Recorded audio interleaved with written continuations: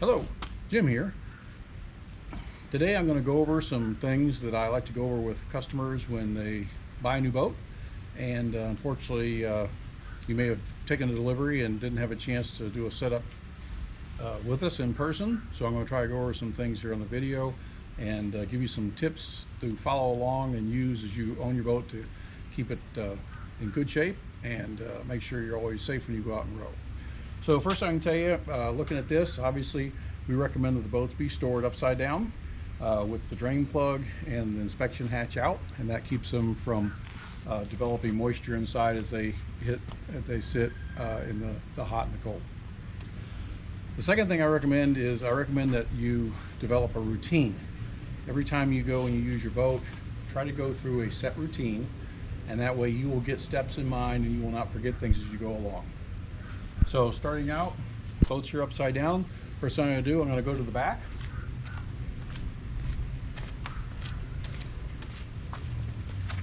This is the stern of the boat. While the boat's upside down, I'm going to check and make sure, here's our fin installed. The nut's tight. I'm just going to make sure that that's in tight and it has not gotten loose over time. I have here the drain plug. These drain plugs, they are very easy to knock out or lose as you're moving the boat around. I've got our boat set up here where I can easily use the launching trolley to handle the boat and turn it over. So what I'm going to do now, I'm going to set the boat like that. And now I'm going to take our drain plug, I'm going to put it in. Like I said, they're easy to knock out. That's why I recommend not leaving these in the boat. Take them out. So I'm going to go ahead and I'm going to put my drain plug in. That's secure. I'll go up here. And I'm going to put the boat back on its trolley. Okay. Next thing I'm going to do before I put the inspection hatch in, these are the seat rails. And inside the boat, there's going to be 3 wing nuts. If you reach inside, you can feel them. There's one in the center, one up forward, one towards the aft. I'm just going to reach in. I'm going to make sure that those are all tight. They're snug. Finger tight is fine. Actually, I'm going to take the camera here for a minute. And I'm going to take a little trip here, and I should be able to show you. You'll see these.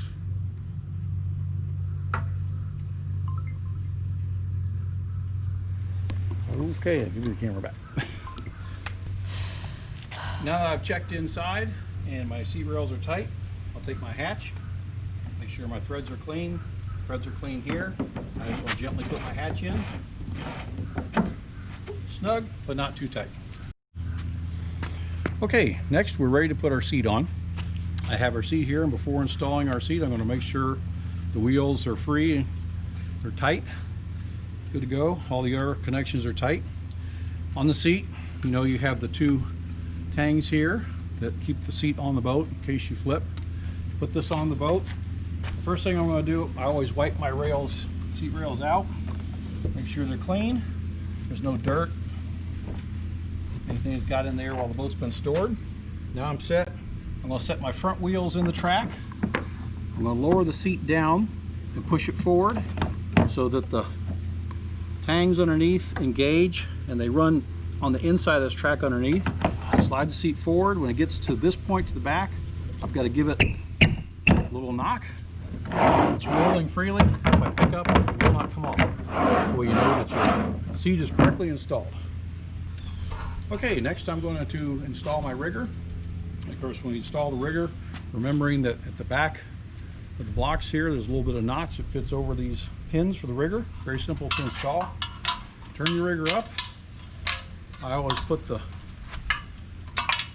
little stringer like that so I don't cut it. I'm going to come back here. I want to go in straight, and I'm going to start on one side, get it started, go to the other side, get it in, making sure that they're both in. I'm going to apply a little downward pressure, and I'm going to slowly roll it forward. It's going to roll down in, not grinding or anything. I'm going to go here, I'm going to put my pin in, make sure I put the pin in the correct hole. There it is. Now I can check it. It's on tight, doesn't come loose. It's good to go. Now, word of warning. if you're putting your rigger in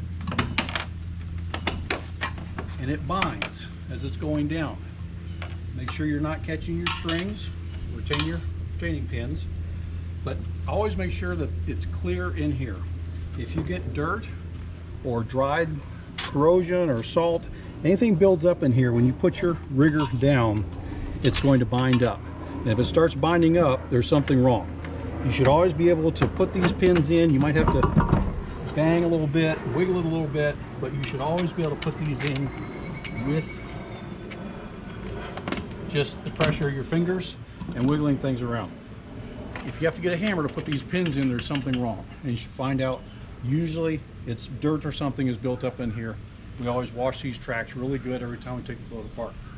Okay, rigger's in, we're all set. So next I'm going to get my oars. Okay, installing the oars. A couple of quick notes on the oars. First off, when you put your oars on, this is the oar lock. Our rule is that the oar lock is always closed and locked at all times. The only time you open it is to put the oar in. The reason is, when this is open and flopping around, that's a very easy piece to knock on things, bend, and break off. So to avoid that, always have this closed. Okay?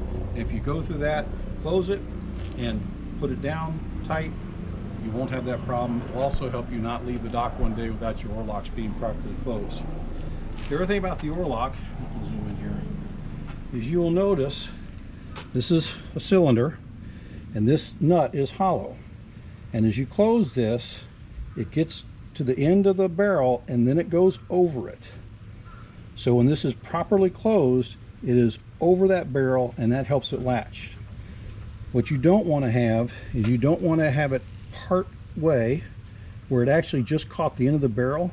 It looks like this, and when you start rowing, it'll pop open and release your oar. You don't want that. So always make sure, put it down all the way and you screw it in all the way. While I'm in close, these clips, these are for making quick adjustments to raise and lower your oars. If you want to raise your oar quickly, you can take that clip out and you can slip it down to a lower setting down here. Get my fat finger out of the way. And that raises your oars up quickly. That's a quick adjustment you can make if you have different water conditions you want to change. Now, here's the key to this. When you're on the top, you want to put this oar clip on, and you want to put it up high enough. You don't want it to be the very top thing in the stack. Get my fingers here to work. You don't want it to be the very top thing in the stack. You want some washers above it and below it, but you want to put it so that the oar lock goes all the way around and it doesn't hit the finger clip, the little edges on the clip. If you put it down very low and you put it down in this area, what will happen is every time you row with the oar, it hits this and moves it. If things get under a pressure and a bind, that can cause that clip to open up like that and pop off. And if they pop off, they sink. They do not float, they sink. It's always good to hang on to these. Okay, so here we are. Ours are set up here. So I'm going to put this one back up high, confirming that my oar spins all the way around. Okay, so now we're ready to install the oar. Another rule, this is correctly oriented to the boat. The nut should always be towards the inside or to the back. You put your oar in. Oops, sorry. Oh, whoa, whoa, whoa. You put your oar in, the oar goes in between the blade and the sleeve, goes here, goes back, put the lock down, spin it all the way down. Now it's tight. You should be able to have it sit right on the back of the boat, just like that. Here again is the key. If you are sitting in the boat and the oar is straight back, you should be able to reach this and adjust it. If you are rowing and the oar is out, this is to the stern. And what you want to think about is, as you're pulling on the oar, you're rowing the boat, the pressure, the oar is moving the boat forward. You want the pressure against this pin. Okay? So this is a steel pin in here, stainless steel pin.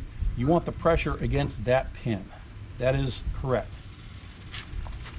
Now, if you or someone else accidentally puts it together backwards, here's how it looks. This is what happens. Your first clue is that when you're sitting in the boat, you do not see anything that you can adjust and reach from inside the boat. The oar is back here, you can't reach or adjust. You can pull the oar around in the rowing position. Now, this is facing the bow of the boat, moving forward, which is incorrect. And if you apply pressure and you row, it's now pulling against the plastic here, not against the steel pin. Your pressure is this way. You'll immediately know this is all wrong, because what happens is it changes the angle of the blade in the water and your blades will not function properly. When you go to bring your blades back on the recovery, I'll show you this in a minute, they will lock in the water and go underwater. I'll show you this in a minute. So let me put this one back together correctly. See this correct? So I'm going to swing it to the inside, put my oar on, and we'll lock it down. I'll put that one there. Let me go to the other side.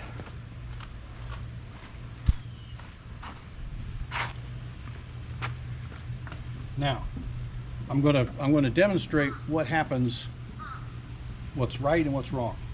So I'm going to put my oar lock correctly. I'm going to open up my gate and install my oar. Put this back down. Close that back down all the way. Now I'm correct. From the standpoint, if I'm sitting in the boat, I can reach out and I can adjust this if I need to. I can tighten it or loosen it. It's here, and when I swing the oar back, now the gate is to the back, and the pressure is against the stainless steel pin. When you row and you move the oars forward, this controls the angle of the blade. The blade is like this for your recovery. The blade has a little bit of an upturn to it, so that as the oar goes through the water, it stays on top of the water. This is what's important, and this is why they have to be installed correctly. If you have put your oars in wrong, the oar is now on this side,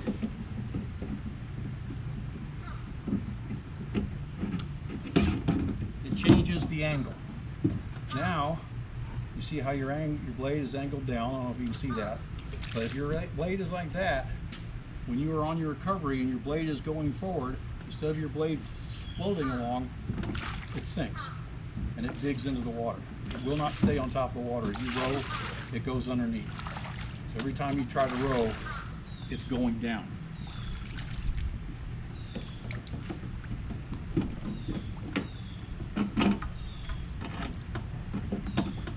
Once you experience this, you'll know right away. Trust me. And we've all done it, trust me, and you'll do it several times. When it's correct, when you row,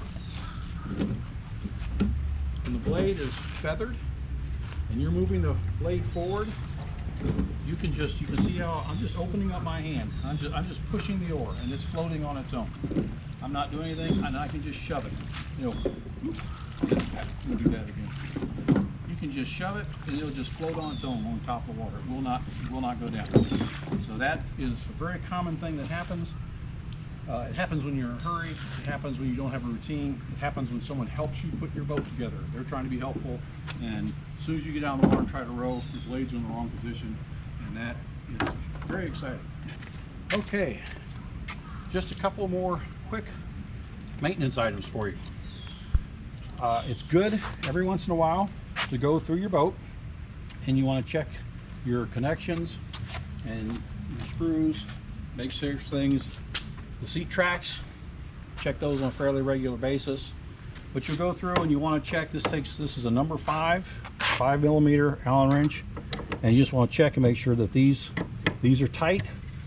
They should be tight. They should be snug. They don't have to be. You don't have to have. You know, you don't want to break them, but they should be snug. And they also should be loose enough that if you want to make adjustment, you can break it loose and you can adjust it. It should not be froze up. That takes a number 5. That checks all these Allens here. The next thing you want to check occasionally, and this takes a 2.5mm Allen wrench. You have 4 set screws in each of these tracks for the foot stretchers. And it's good every once in a while. Just check them. You just want, they don't need to be super tight. They just want to be snug. And they will work over time. There's a lot of stress there with your feet going back and forth. And they will loosen up over time. So you just want to check these. Make sure they're snug. Again, they're small. You don't want to over crank these. You just want those to be nice and snug. This takes a minute to do. Get in a routine every couple months. Check that. If your boat's been sitting a long time. Next adjustment point, a 10mm wrench. Very handy to have around the boat. On your oars, if you want to change the amount of pressure it takes to rotate your oar, you loosen this off, create distance, and if you roll this nut in on the gate and then tighten this down, it will make this harder to turn.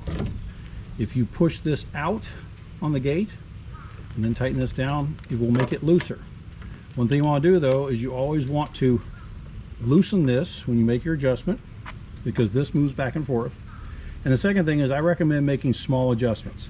If you want to try it a little tighter, I count flat sides of the nut, and I would just go 1, 2, I'll tighten it down. Okay, that seems fine. I'll leave it there. If it was too much, I would back it out 1. I try to keep mine adjusted equally so I'm in the same place. I keep a 10mm wrench on a float. I typically carry it when I row in case I want to make adjustments. That way if I can actually make the adjustment while sitting in the boat. If I drop the wrench, I get to keep it. Okay, another quick item before we finish up. I'm going to recommend that you pick some type of lubricant. We like Magic Lube, not endorsing the product, but we've been using this for about 2 years. It works great. This is a Teflon based clear lubricant. What you want to do with this is keep your parts and pieces that are screws and threads and nuts, just every once in a while, make sure they're clean, and put a little on the threads, roll them all the way down, put it on the end, and roll it all the way back to the end, and that makes sure it works that into the threads. You can take a rag and you can wipe off the excess so it's not sticky. Another place you want to do that is on these nuts here, which hold your foot stretchers down. I recommend loosening these every time you get in the boat. Just make sure they're still finger loose, but all you do is just take a little dab, put it on the threads, a little on the top here, put it in here, and then go ahead and put that back down. And if you do that, depending on how corrosive your water is, every couple months or every 6 months, and every time you get in the boat, you just make sure that that's no more than just snug, finger snug. You'll be able to adjust it while out on the water. Here in Florida, Southwest Florida, where we row, we get a lot of corrosion. So we do this about every 3 months and keeps all of our parts working just fine. Now, if I had come in, from a row today and I was backing off the water, just really quickly, very simple, maintain the boat. We come in, first thing is go ahead and get our oars off. We've already got that oar off. Take this oar off. Take it out. I close the gate. Lock it back down.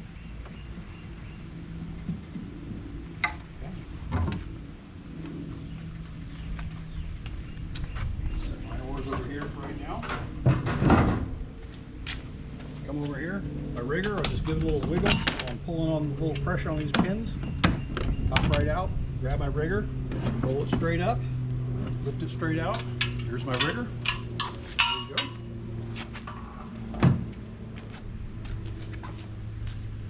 I'll take my seat, just give it a little tap. Now my seat's off. Take my hatch out. Now, I'll give the boat a good wash. I'll wash the boat with the hatch in. Once I'm done, I take the hatch out so that the boat can dry. Go to the back of the boat, take my plug out. Good to go there. I use a little pad right here. We use these trolleys. We really like using them. I just put a little pad on the ground right there. I can set the boat down like that. Water's in the back. It's all, I will have washed this. A little mild soap and water. Lots of good fresh water. All on the tracks here, all on the tracks. Make sure everything is dry. Now let's take the boat, flip it over. Nice and easy.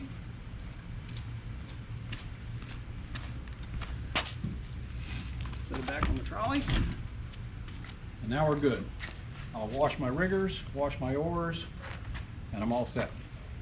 Okay, one other item I want to show you. As I mentioned, here in Florida, we have really corrosive conditions. The salt water here in Southwest Florida, very corrosive. The wheels and the bearings, what we have found, even though they're supposed to be sealed, eventually that salt's going to get in there. Something that we have found that works for us. And again, I'm not endorsing any product. 3-in-1 oil. After each row, I've washed my seat, everything's clean. I have a little place I can stand it here. I just put in 1, 2, 3, 1, 2, 3, three quick drops of oil.